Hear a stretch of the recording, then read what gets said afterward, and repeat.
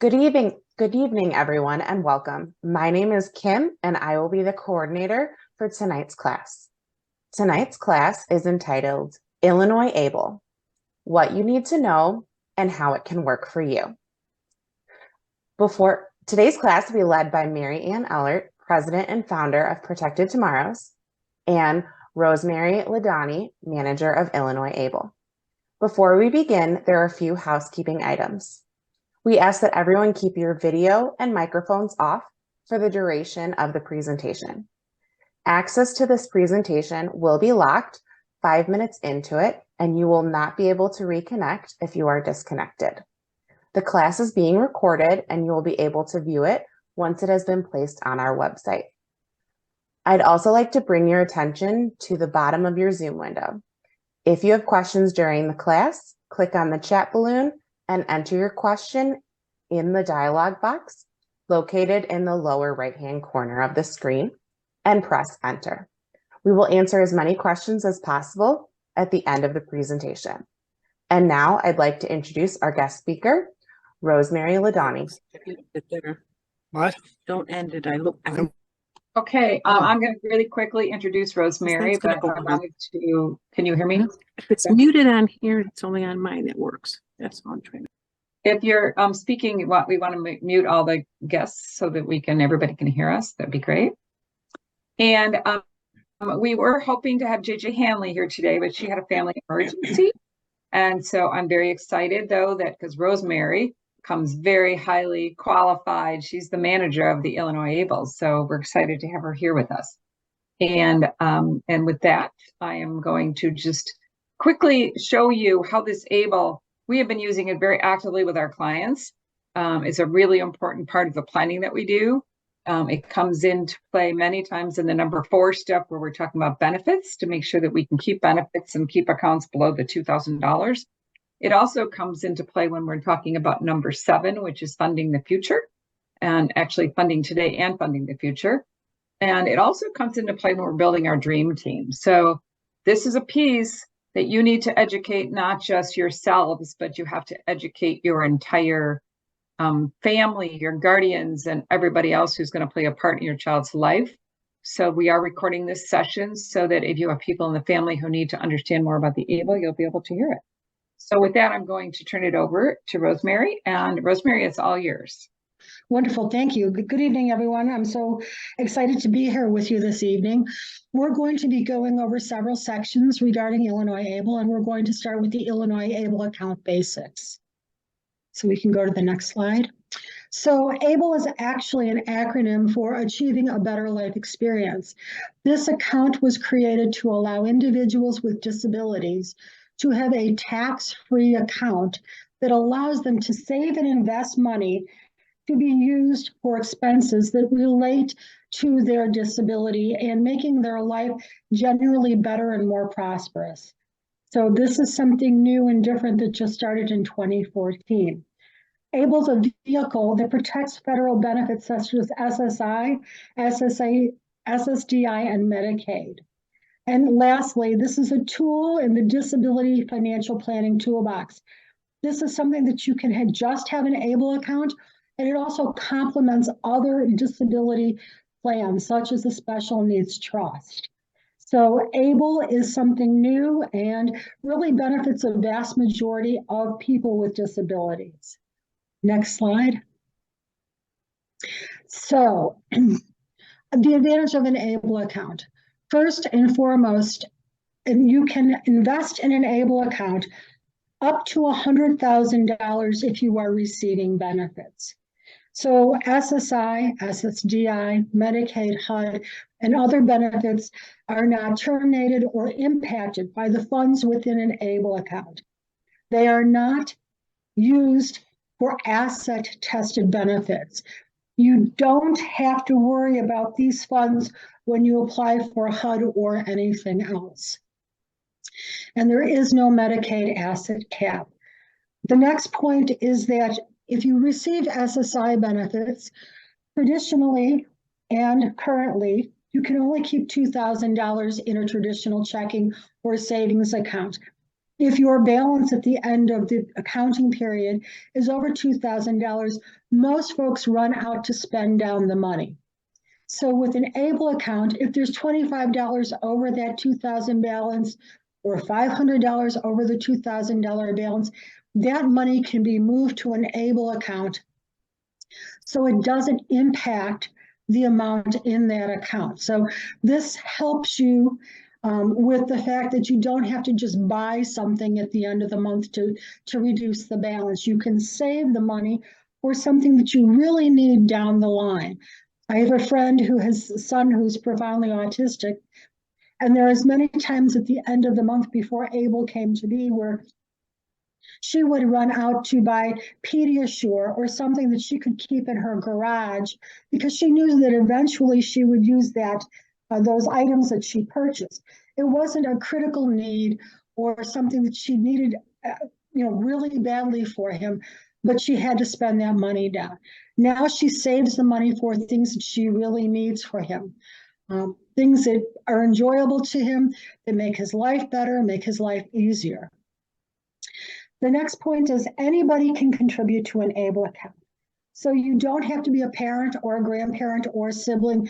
This can be friends and family. You can do this, and if you live in the state of Illinois, another benefit is the fact that you can get an Illinois state income tax deduction. $10,000 for filing as an individual, $20,000 filing jointly. And this has become so popular that most of the box software for tax preparation, such as H&R Block, TurboTax, actually have a section on the state return for Illinois that allows you to fill in the blank for your ABLE donations or contributions so that it calculates your taxes and your refund correctly. So it's become that popular. Next slide. I'll just add two things. Sure. What I find is families, they connect their child's account or adult person's account directly to the ABLE. So instead of, again, having to go run out and spend the money, you're getting on something that you're going to need, but not right at that moment. All you have to really do is transfer the money, automatically over to that account. So it's very, very user-friendly and easy to do. The other question we had somebody come along and say was, sometimes people were funding college accounts, and we know that 529s, you get a state deduction income tax deduction when you do that as well. And somebody said, well, they're funding a college account for their child who has a disability because they think their child might go to college, but sometimes they also want to be able to fund the ABLE. Are those two income tax deductions separate? And so I called and checked on it with a CPA that we work with, and he said definitely a 529 is a different tax deduction than an ABLE, and you could be funding both of them and get the income tax deduction on each of them. So I thought that's something I didn't know, and I thought was really good to add here. So the features of an ABLE account for the ownership. So one of the great things about an ABLE account is the individual with a disability is always the account owner and the beneficiary. So these accounts are never in the parents' names or the guardian's names or a sibling or a grandparent. The owner is always the person with the disability. And then each year between January 1st until December 31st, you can put in a maximum contribution of $17,000, no matter where it comes from. So if it's Social Security, if it's a payroll direct deposit, if it's a contribution from friends and family, your total that you can put in the account each year is $17,000. But if someone works, we have working contributions that can be put in that are beyond the annual $17,000 limit. And you can go to our website to learn more about this. It incentivizes work for individuals because it allows them to save some money and be able to get more in their account each year between January 1st and December 31st. And the next is, and this is really the most exciting things, the qualified disability expenses, QDEs as we call them. You can withdraw at any time. This is not like a 401k or a Roth. If there's money in the account, and the individual with a disability needs the money for something, you can take the money out at any time. As long as there's money in that account, you can withdraw it. There are no limits on the number of withdrawals that you can make during any time period. So if you go shopping and you need to make 20 purchases, you can make 20 purchases with the money in the Illinois ABLE account. And then earnings and withdrawals are tax-free. So if you have a traditional Roth or a 401k, you know you can't make withdrawals until at least 65 and a half. And if you do it earlier than that, you get taxed. With an ABLE account, if you put the money in today and need it tomorrow and you take the money out, it's tax-free. You are not taxed. There's no penalties.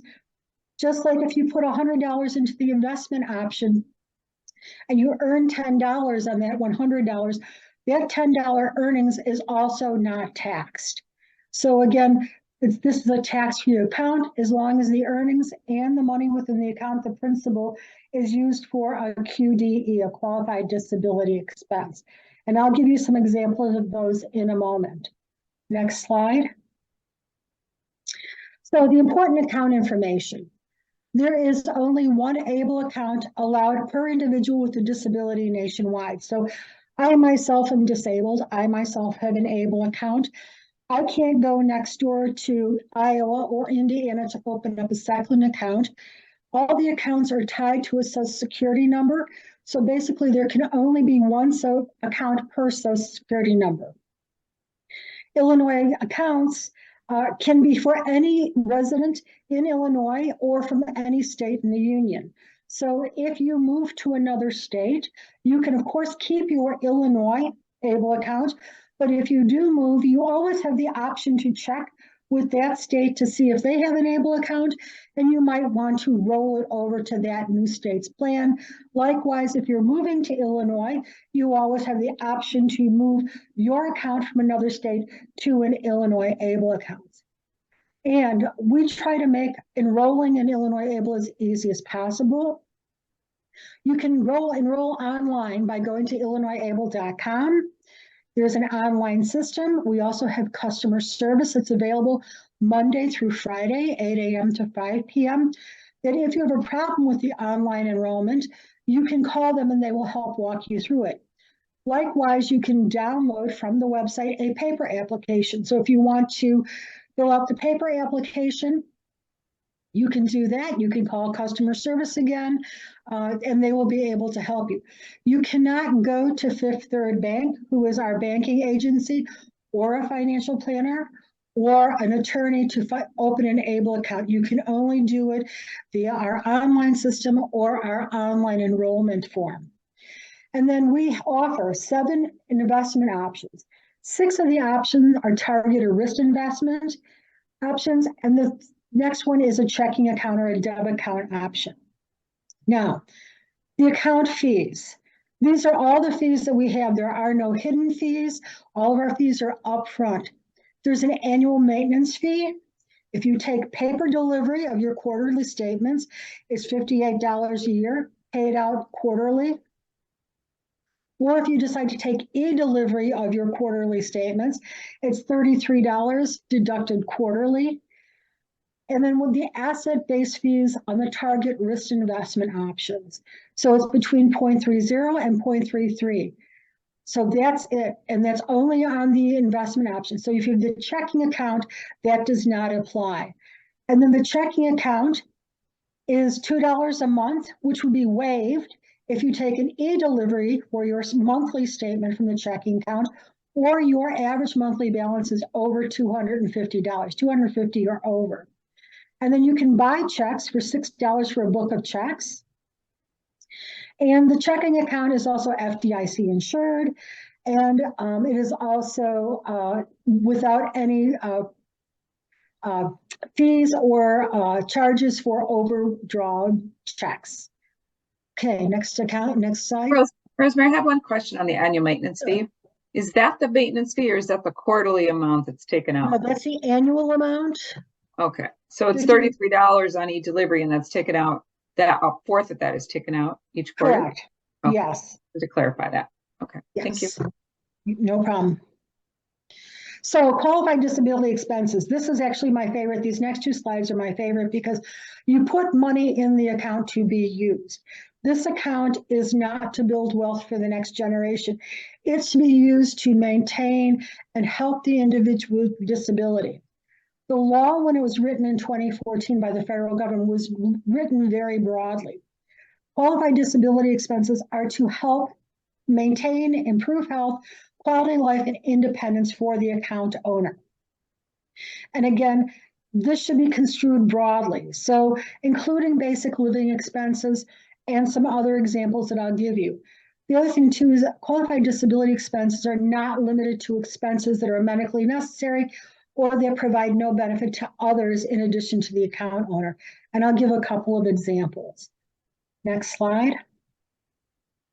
So the list here is just a thumbnail of possible ways to spend your money. So the first one is education. So this is everything from attending junior college, attending a trade school, attending a 4-year college, taking classes on how to be a secretary or a receptionist, going to trade school, whether it's a craft school or a cosmetology school. You can pay your fees from an ABLE account for those things. Housing, rent, mortgage, electricity, garbage, cell phone, groceries, whatever you need. Transportation, I like to call this trains, planes, and automobiles.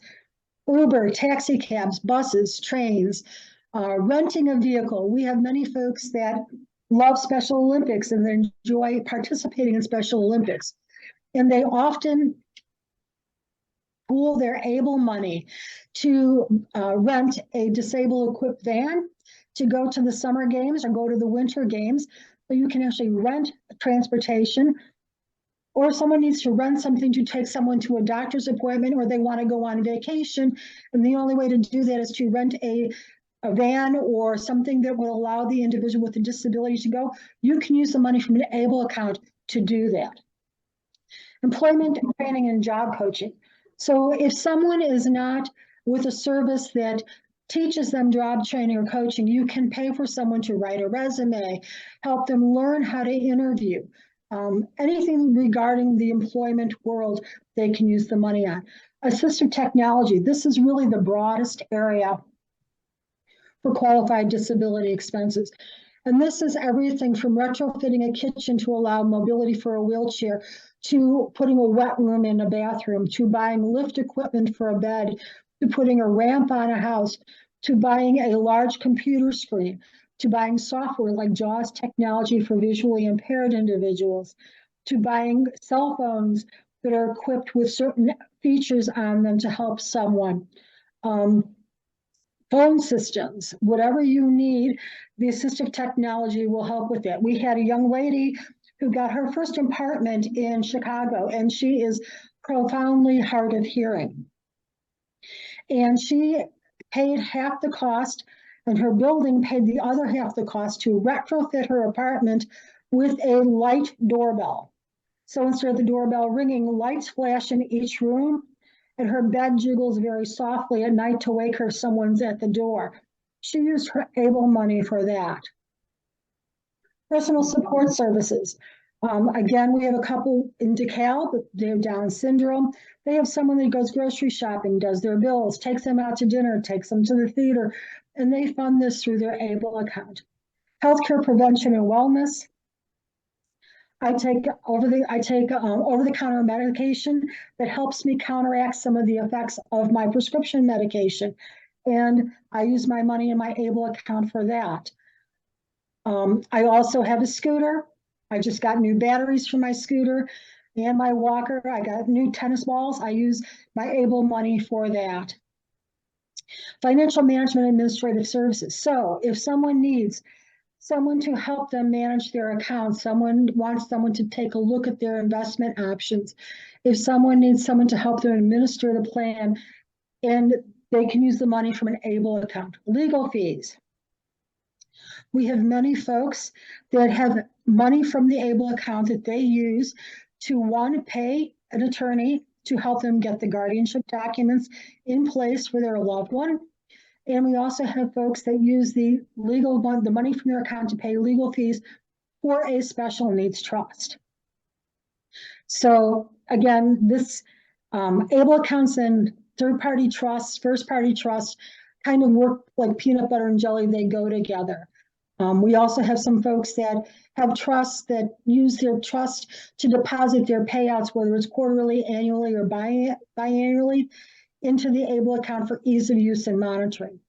Lastly, funeral and burial expenses can be taken out of an able account. I myself have a prepaid funeral that I am doing right now, and each month money comes out of my able account to pay for my funeral expenses so that I don't have to make my family worried. One of the things I had said earlier was that the benefits of the money being spent from an able account don't necessarily have to just be for the disabled person. An example of that is we had a young lady who is visually impaired, who wanted a seeing eye dog. Her mom volunteered to go with her when she found some place to have the dog. She and her mom went to California for a month to be with the dog, to train with the dog. It paid for their expenses, their flights, their meals, and all of the things that they did in California while paying for the dog, training with the dog. So her mom got to enjoy the trip with her daughter as her support person. So her mom did benefit from the trip. She currently uses her able money to pay for the vet bills and the harnesses and the food and vitamins and vaccines for the dog. And there's much, much more. The caveat is that you should always keep your receipts for your expenditures from an able account. So an example is if you go and take money out using your debit card, please remember to not only keep the debit card receipt, but to keep the receipt for where the money is actually spent. So if you take $100 out of a debit machine and then go to the theater or go buy groceries, keep the theater and the groceries receipt. The only entity that will ever ask for you to present your receipts or to audit an account is the IRS. Now, up to the 2021 fiscal year, the IRS has not audited a single able account.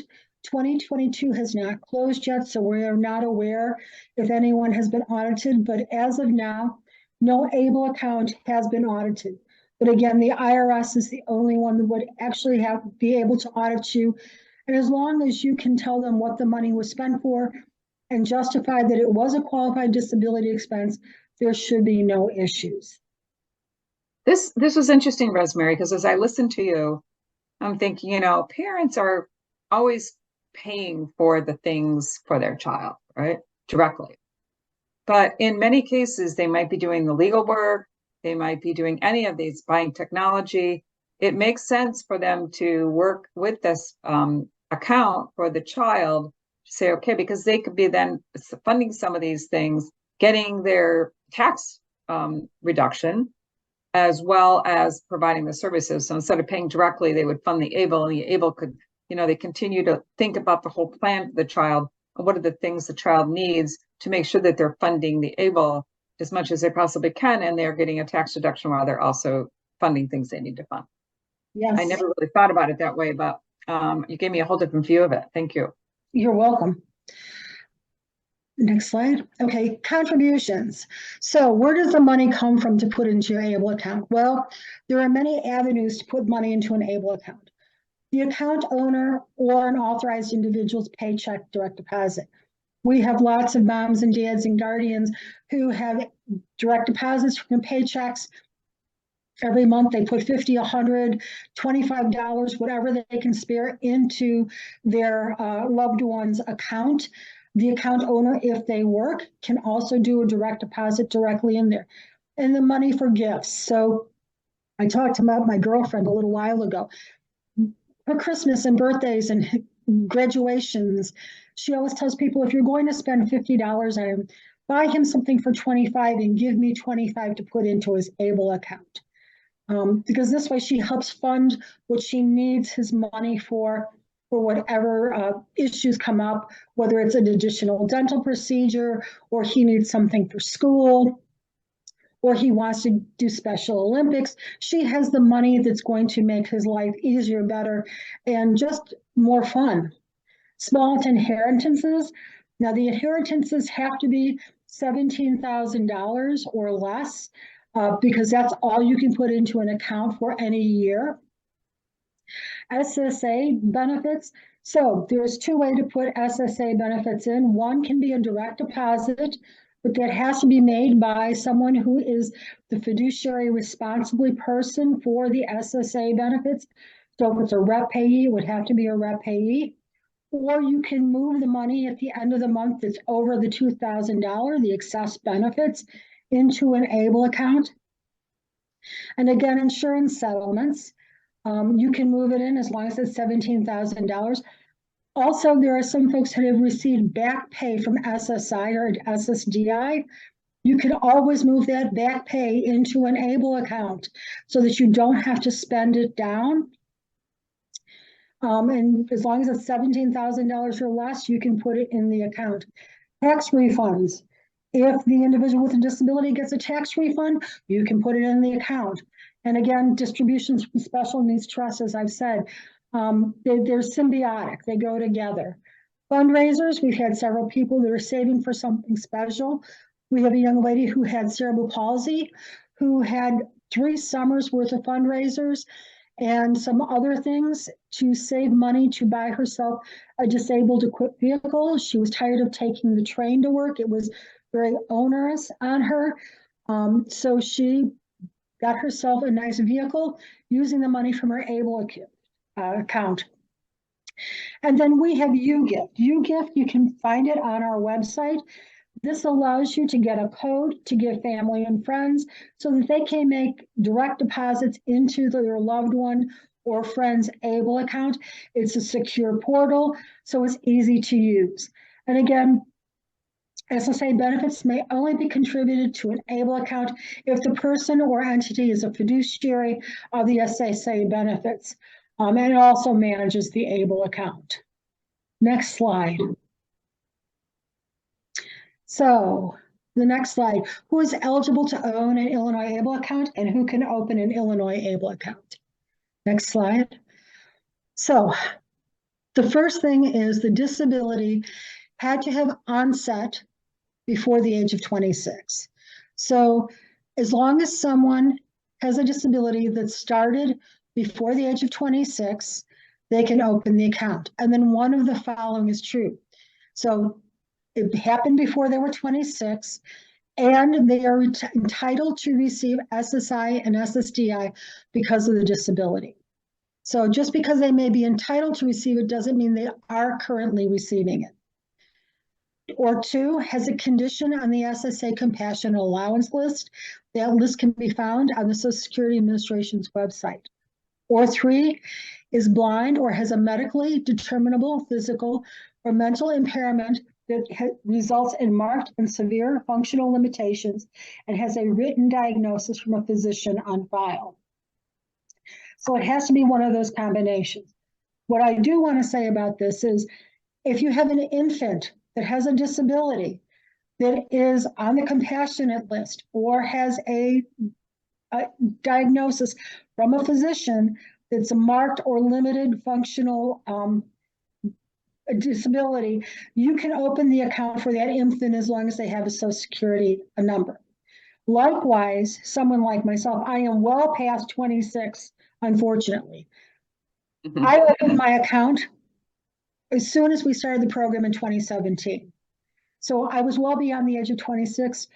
I was diagnosed as a child. I opened my account now. So the age doesn't mean that you have to be 26 or right before 26. Someone that's 50, 40, 30 that fits this criteria can go back and open an account today. So it's not just limited to young folks, it's for everyone. Okay, next slide. So who can open an ABLE account? Well, first, an eligible adult with legal capacity can open and manage the account for themselves. So that would be someone like myself. I'm an adult, I fit the criteria to have an ABLE account. I can manage the account by myself. I have legal capacity. So my account is mine. I manage it myself. The next group that can open an account is what we call an authorized individual. and that would be either a person or an entity. And that would be someone who has the legal authority to manage an ABLE account on behalf of a minor, an eligible minor, or an eligible adult without legal capacity. So, for example, if someone has guardianship over someone, they can go ahead and open the account. And then the third bucket is an authorized individual can be granted authority as an agent under a power of attorney by an eligible adult with legal capacity. So I always use this as an example. So if my disability gets worse and I can no longer do my transactions and manage my account myself, I can write a power of attorney and have it notarized to one of my loved ones to become my authorized individual. And if my disability got better, I could always cancel that power of attorney and take the management of the account back myself.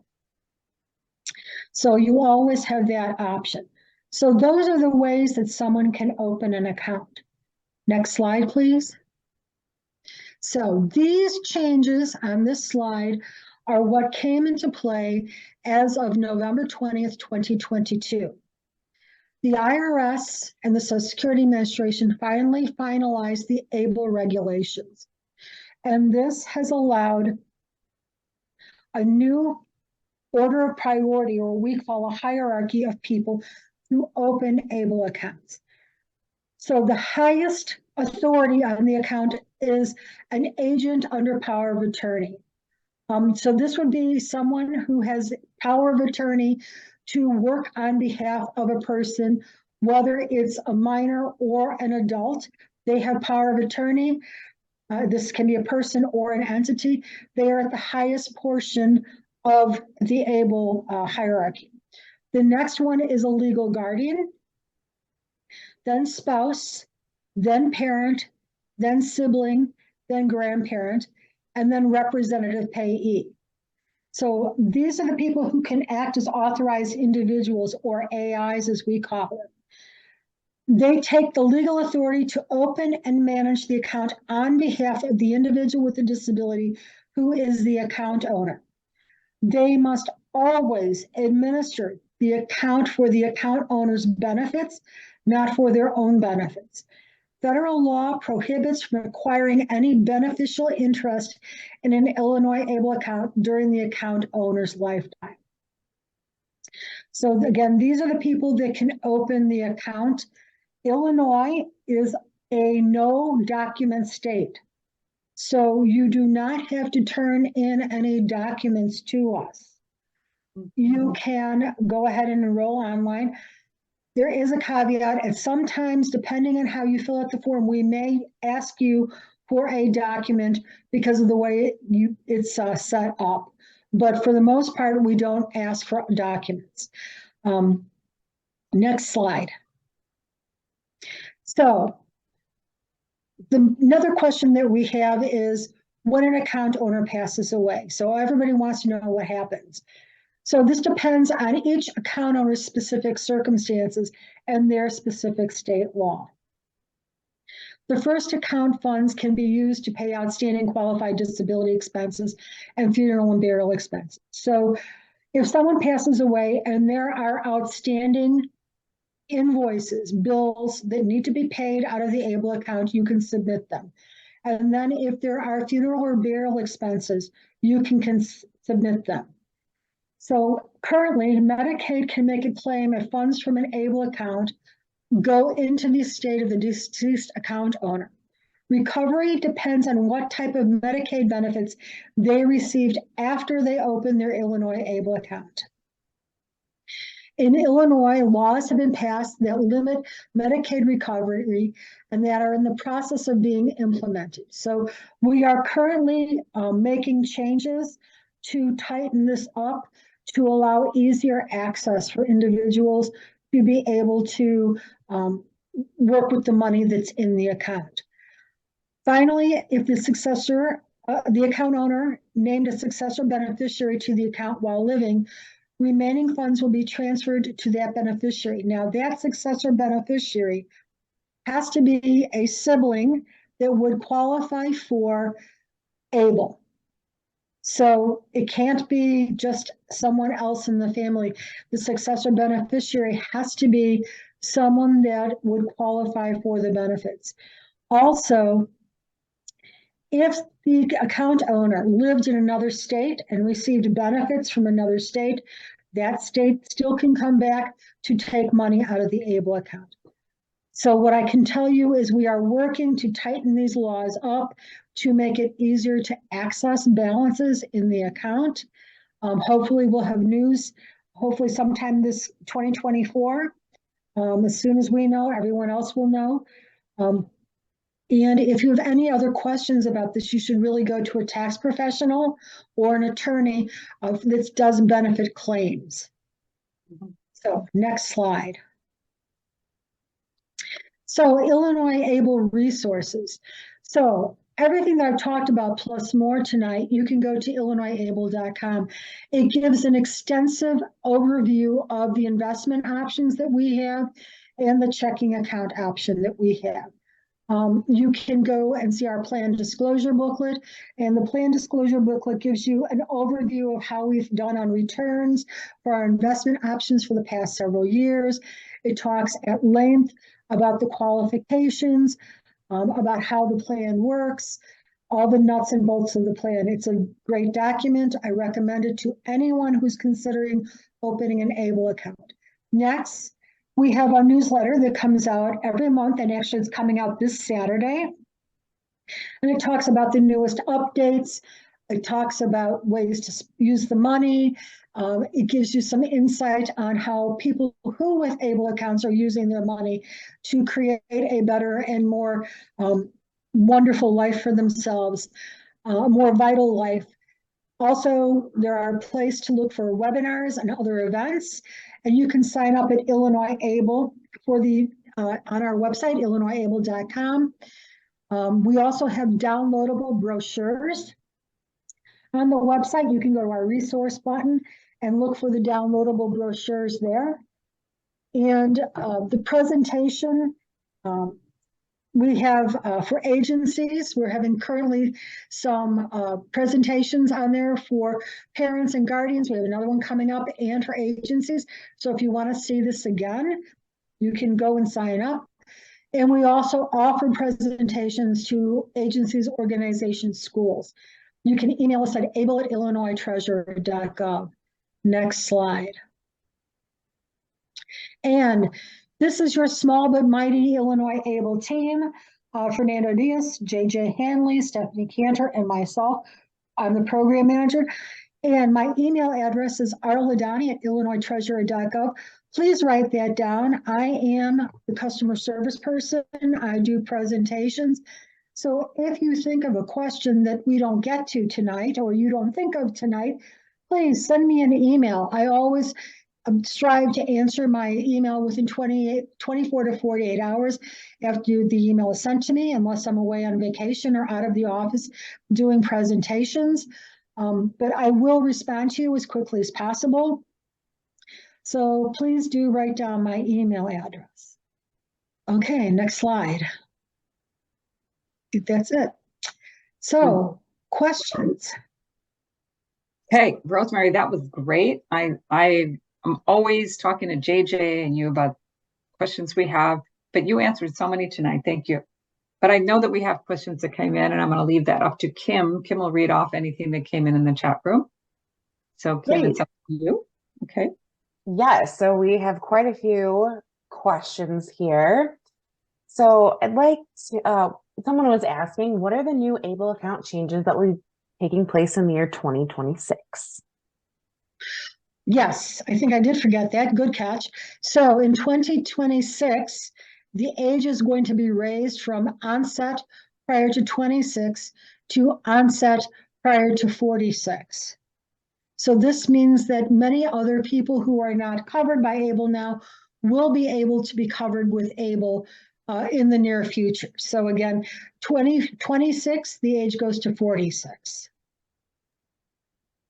Thank you for that clarification. Can parents use SSI money to fund the ABLE accounts? And if so, How do the parents account for that on the annual SSI reporting? You have to do your regular reporting with SSI. So, again, as I mentioned before, so if you have money in your SSI account and it's over the $2,000 balance, you can move it over. Or some people choose to make a direct deposit of their SSI. You still have to account for where the money is placed or the money is used. So you would still have to fill out your reports accordingly. So you would make a note that money was sent to Illinois Able. A lot of people say they want to put their SSI money directly into the ABLE. And I always give them a warning only because if they're getting their SSI in there, they are limiting the amount that maybe family and friends want to contribute because there's still the annual amount. And that would lessen the amount that maybe family or friends want to add to the account. So I never want to discourage grandparents being able to fund the ABLE if we are passing the SSI money into the account. Right, exactly, Mary. And the other thing too is we've had some people that have run into the fact that they were having SSI directly deposited into an ABLE account and they got gifts from parents and friends. They've already hit the $17,000 limit and now their SSA is being denied from going into the ABLE account because the ABLE account is maxed out. So you've got to make sure that, again, you can only put $17,000 from all sources of contribution, including Social Security Administration deposits. Right, and that's in a calendar year. So Yes, January 1st to January December 1st, you got to wait till the whole next year to put any more in. Yes. Right. Okay. One of our participants said that the QDE list is quite broad. Could you provide an example of something that an account owner could buy that would turn out not to qualify, not to be a QDE? I can't answer that because we haven't faced that yet. No one has been audited. So I don't know what the criteria would be for something that would be turned back by the IRS. Interesting.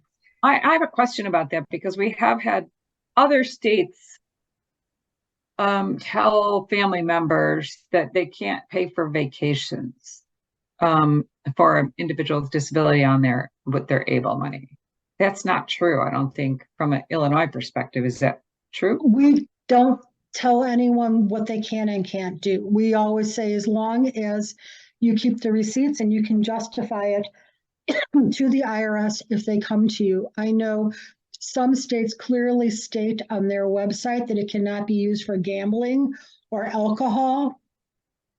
We don't have that on our site. I'm not saying you should do that, but again, this is written very broadly, and it's supposed to be for wellness, mental health, quality of life. So, if someone quality of life is going to the beach once a year, and you can explain that to the IRS if they should ask, then it's your discretion. This is a self-directed account. No one tells you how to invest or how to spend other than the broad categories that I gave you examples of. Thank you. Does an adult with a disability need a driver's license or a state ID to apply for an ABLE account?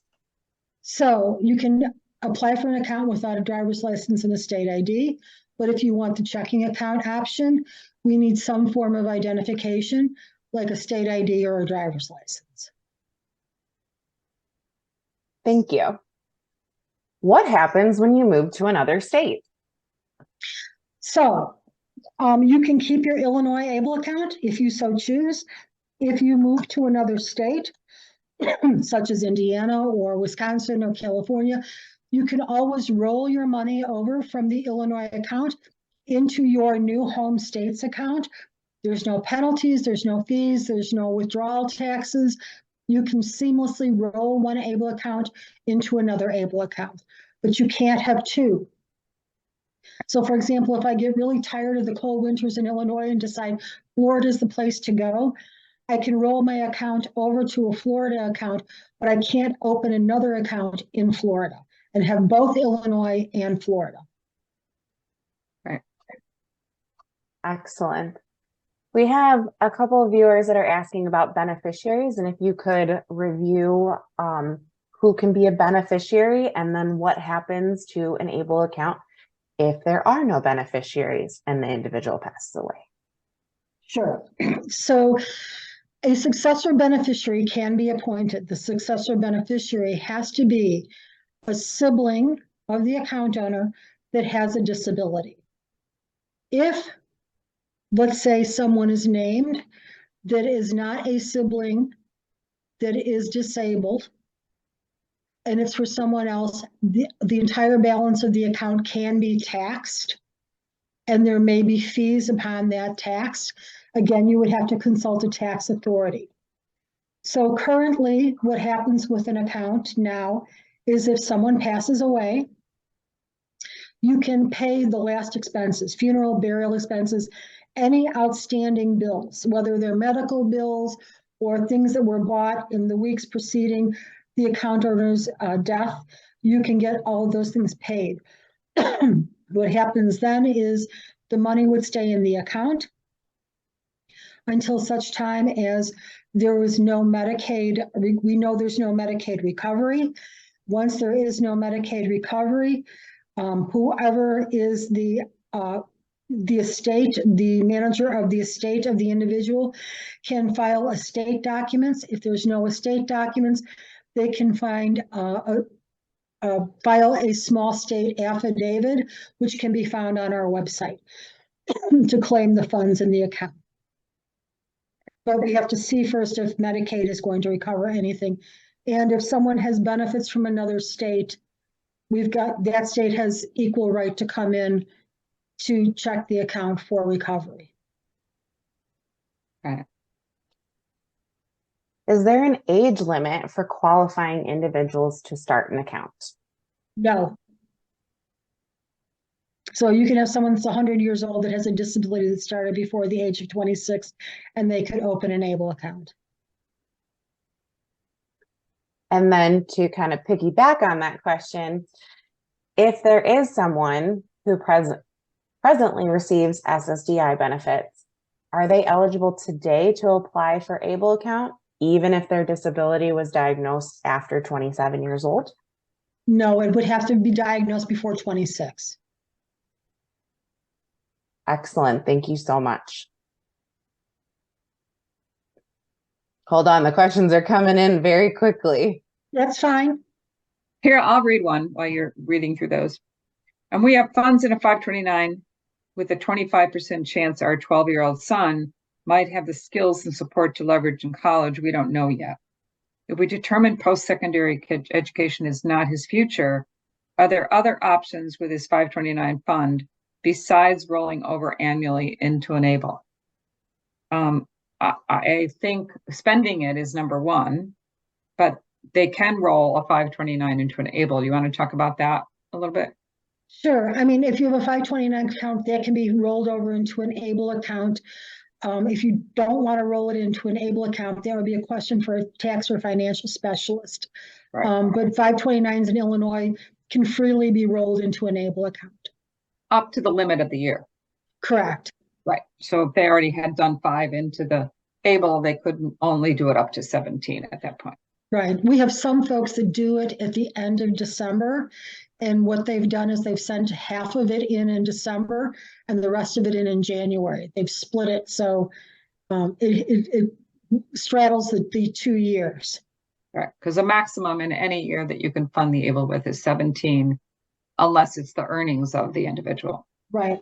Or it's Right. another ABLE account. ABLE accounts are moved in whole, no matter how much is in the other account. Right. We have an individual wanting to know what happens if they've already made the 17,000 max. What do they do now? Unfortunately, they're going to have to spend that money. The federal government put these limits in place. It used to be 15,000. We went to $16,000 a year. Now we're at 17,000. That's a federal regulation. You can't deposit more than 17,000 in a year. So if the child has more than that, significantly more than that, and they need to put it away because there's going to have benefit issues, they would need to see an attorney about opening up a first party trust. Because Thank you, that's the Mary. only other place the child's money, the child's own money can go is to a first party trust and still maintain their benefits. Is there a way to set it up so that someone's daughter, their person who owns the ABLE account, their paychecks can go directly into the ABLE account, even Yes. even if their paycheck changes from week to week? It has to be a standard donation. So if you have to choose an amount, so you can't just, it's not a floating amount. So it would have to be $50 a paycheck, $60 a paycheck, $100 a paycheck. It can't be a floating number. So if they only got $50 this week and next week they get 60, they could only take $50 out of next week's to go into the ABLE account. Thank you. Can money be transferred back to SSDI accounts to purchase large items, or is there an advantage to spending directly from the ABLE account? You would want to spend it directly from your ABLE account. So if you put the money in the account, you would take the money out of the account for the expenditure. And you could either, the way to spend the money is several ways. So if you have the checking account option, you can get checks or a debit card to use for expenditures. If you have the investment option, you can request a withdrawal for the check to go directly to you or the account owner, or it can be sent to a third party. So for example, with the scooter that I got, the battery that I got, I could have a check cut directly to the manufacturer of the battery for my scooter. So you can use it for there. There's no need to transfer it to another account. You can spend directly from the ABLE account. Excellent. We have someone else who's asking how they can add an authorized user. So if the account has not been established and you do a brand new account, this is for a brand new account, you can put an authorized individual on the account when you open the account. If it's for an existing account, if you go to our website under the resources, the forms tab, under the resource tab, you will see a form that says add an additional authorized individual. You would fill that form out and you could either fax it, upload it, or mail it. And they will then put the added individual on there. The caveat with that is because of the legislation changes and the law changes that happened in November 20th of 2022, all authorized individuals have to be the same level in the hierarchy. So that means if the first authorized individual is a guardian, the second authorized individual would have to be a guardian. If the first authorized individual is a parent, the second authorized individual would be a parent. If the first authorized individual is a grandparent, the second authorized individual would have to be a grandparent. They have to be on the same level. So you can't have a mother and a sibling or a guardian and a grandmother. It would have to be two guardians or two grandparents. Excellent. Can the beneficiary be a special needs trust? Or does it have to go to another individual? It would have to go to another individual, the way the law is written currently. So if someone didn't have an individual with a disability in their family, a sibling, but there was no Medicaid payback, it has to go into probate. They can't put a beneficiary on there to. It would, the estate would have to take it out, or a small estate affidavit could be filled out. Once it's out of the account, then they can do what they choose with it. Okay. Someone else asked if there's the SSI limit of 100,000. And if they had 100,000 in the account and it goes to 100,001, what that causes a problem for their SSI. It's No, not it just doesn't. So what happens is, let's say you have $100,001 in the account, your SSI is just put on hold until you reduce the balance by $1. Right. And your balance, you just go on, you're not, it's not suspended, it's not terminated, it's just put on hold until you reduce the balance. Right. So it's a problem if it goes over until you get that balance reduced. I think the Right. question was, is it the amount you put in or is the amount the account value? The amount account value that's earning interest or earning any income, that's a problem. So try to keep it enough below, unless you plan to spend it. I mean, what I can tell you right now, the program has been active in Illinois since 2017. And because these accounts are very transactional, of the over 5,000 accounts that we have currently, the average balance is only about $9,000 because people spend the money on things. So they use the money, so it's very an in and out type of account. So many people have both investment and the checking account option. And they always have enough money to spend in the checking account option and the money in the investment account. A lot of people let it sit there and earn interest. So again, it's a transactional account. It's not a long-term savings account. It's not what it's built for. True? Yes, that's correct. Okay.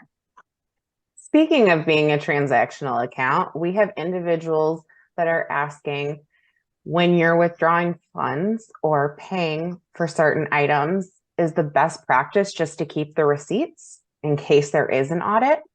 Or Yes, what do you you recommend? You should always keep your receipts. I have a folder that, just like I have a folder for my taxes and I have a folder for my ABLE account. And I just keep putting my receipts for my ABLE account for 2023 in that folder, so that, you know, at the end of the year, I'll start a new one for 2024. And so if anyone questions me, I can pull out my little manila folders and say, here's everything from 2023, here's everything from 2024.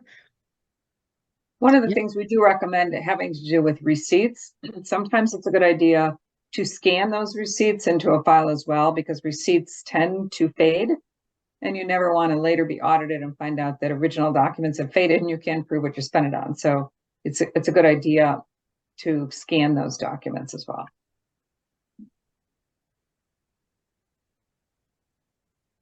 Any other questions? If Kim? you are audited and the QDE was deemed not to qualify, do you pay it back? Do you pay back and pay a penalty? Yes, that's what would be happening. You can look again at our plan disclosure booklet. It talks about instances if a qualified disability expense is turned back, then there would be fees, taxes charged on that qualified disability expense that would not be accepted.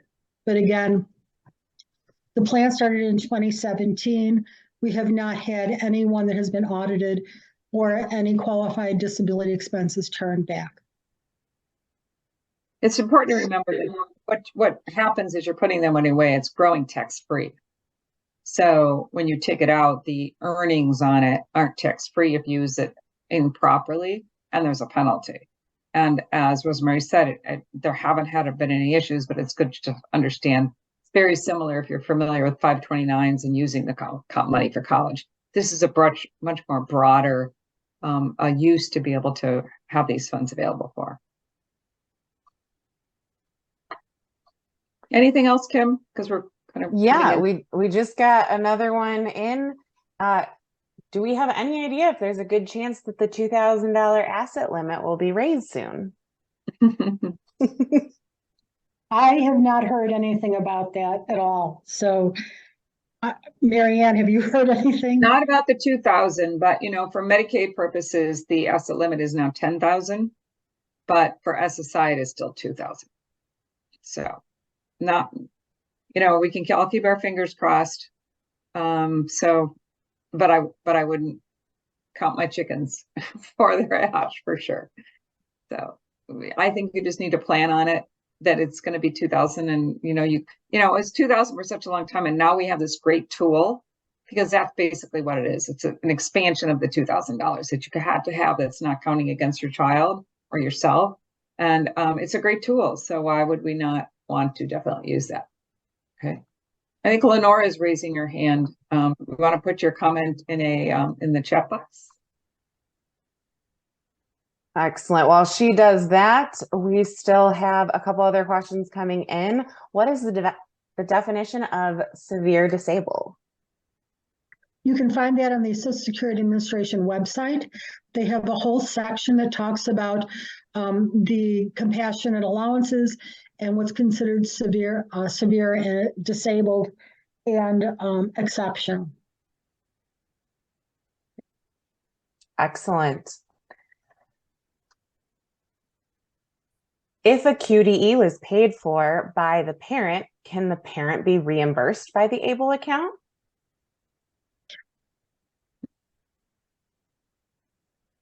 Yes, it can be. Again, you have to have receipts. So there would have to be proof of what it was spent on and what you were charging the account for. So there has to be receipts. Thank you. Going back to the question regarding deposits, direct deposits from a paycheck, we do have individuals saying that ADP, where they have processes their paycheck, requires a % only and will not allow a split of the paycheck based on a dollar amount. How do we handle That would be this? that would be your HR department. I think it depends company from company. I work for the state of Illinois. I have a set amount that they allow me to do a direct deposit on. I think there would be something with your human resource department that you would have to ask them about. ADP is such a big company. I would, maybe your particular company sets rules with ADP. I would think that they must have some ability to do that, but we don't know. But I would certainly push that a little bit just to make sure that it's purely percentage. But I've heard that from many people that certain companies, that's all you can do. And there's not much you can do about that. If someone were to be audited and there was an issue with a QDE, will the authorized individual be told about the issue so that they don't repeat their mistake? If you're audited, you will know what you're being audited on. You will know the findings of the audit. When the IRS audits, they send you documentation.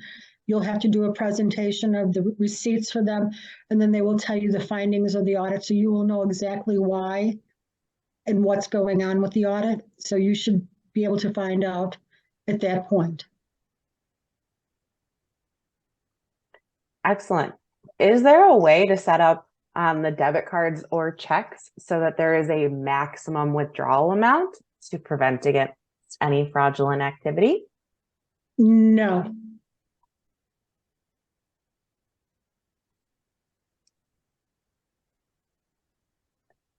Can I use the ABLE account money for a partial down payment on a home that the account owner will buy with someone else if they're making a payment and it's going to be owned jointly?